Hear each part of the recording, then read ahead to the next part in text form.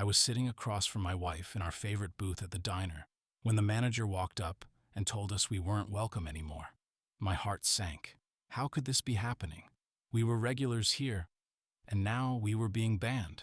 Let me take you back to the beginning to understand how we ended up in such an unexpected situation. For years, this quaint little diner nestled in the heart of our town had become a monthly ritual for my wife and me. There was something about the place, the comforting smell of bacon sizzling on the griddle, the friendly hum of conversations weaving through the air, and the old jukebox in the corner, playing classic hits, that made it feel like a second home. It wasn't just a diner. It was a cherished part of our lives. Every visit was a small escape, a chance to reconnect over steaming cups of coffee and hearty meals. Our usual order was simple, nothing extravagant. A couple of breakfast specials with all the trimmings, perhaps a slice of pie if we were feeling indulgent.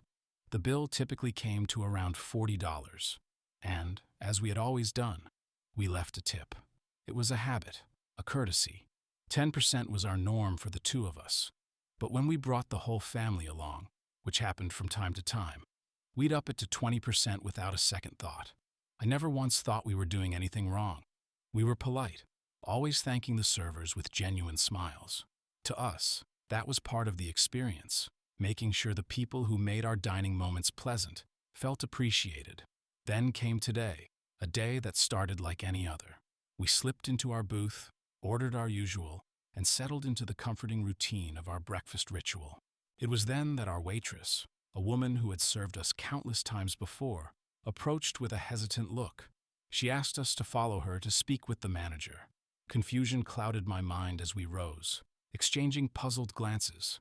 The manager stood just outside the main dining area, arms folded, wearing an expression that was neither welcoming nor hostile, just businesslike. It was a stark contrast to the warm, familiar environment we knew so well.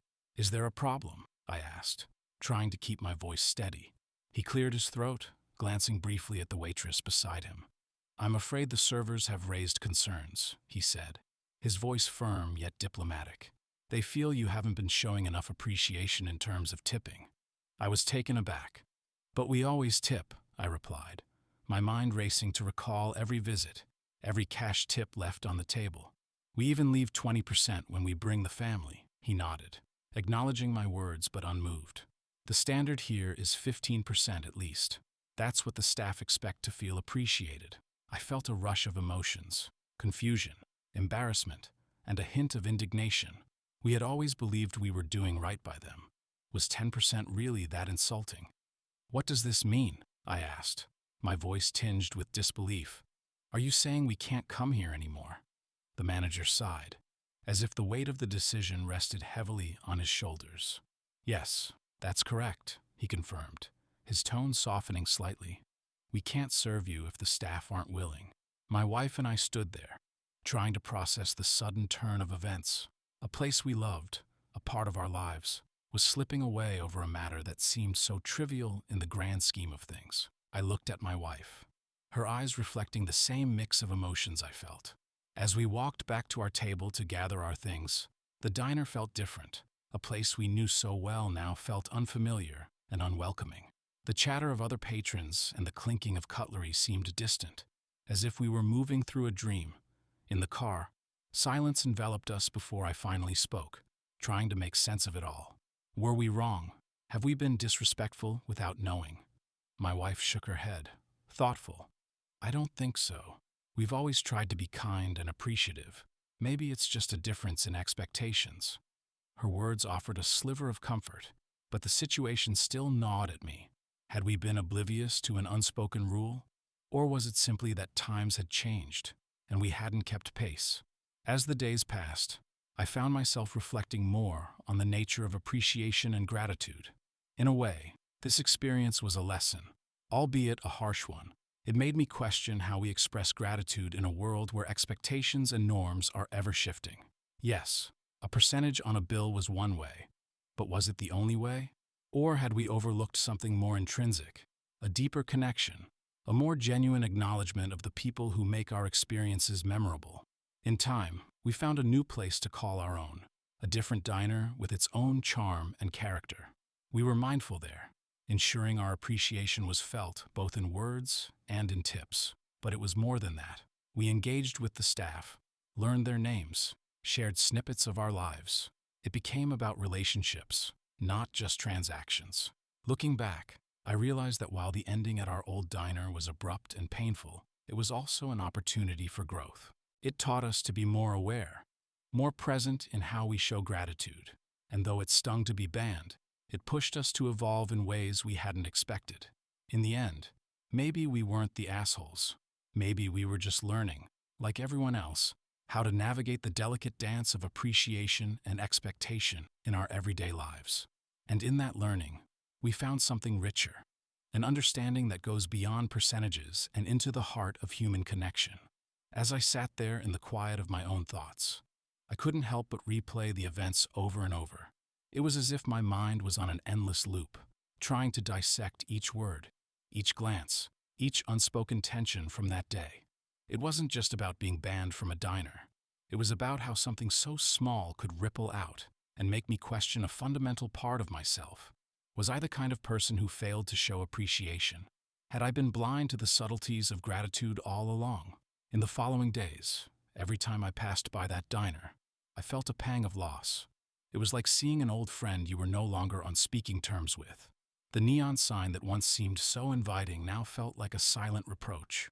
I wondered if the staff inside spoke of us, if our absence was noticed, or if we were just another fleeting story in the life of a busy restaurant. Despite the initial hurt, this unexpected break from our routine nudged me into self-reflection. I began to think about other places in my life where I might have missed the mark.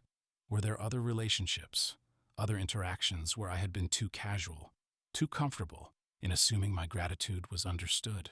It was a sobering thought. One evening, as my wife and I were preparing dinner, I broached the subject again. "Do you think there's something fundamentally wrong with how we show gratitude?" I asked, chopping vegetables with a little too much force. She paused, setting down her spoon. "I don't think there's a right or wrong," she replied after a moment. "I think it's about being open to learning, to adapting. Maybe we just need to be more intentional." Her words resonated with me. Intentionality. It seemed so simple, yet it was something I hadn't fully embraced. I realized that in many ways, I had been on autopilot, assuming that my actions spoke louder than they actually did. But maybe, sometimes, words and actions needed to work in concert, like a well-rehearsed duet. With this new perspective, we approached our new diner with a fresh mindset. It wasn't just about the food or the tips. It was about creating a genuine connection. We learned the names of the servers, inquired after their day, and truly listened when they spoke. We didn't just leave money on the table. We left parts of ourselves, our stories, our laughter. And in return, we received so much more than just a meal. We became part of a community, woven into a tapestry of shared experiences. The staff became familiar faces, and the diner became a backdrop for new memories. A birthday celebrated, a quiet dinner after a busy week, a shared glance of understanding when the world outside felt chaotic. Reflecting on this journey, I understood that while the initial incident had been painful, it was also a catalyst for change. It forced me to confront my assumptions and reevaluate how I expressed gratitude.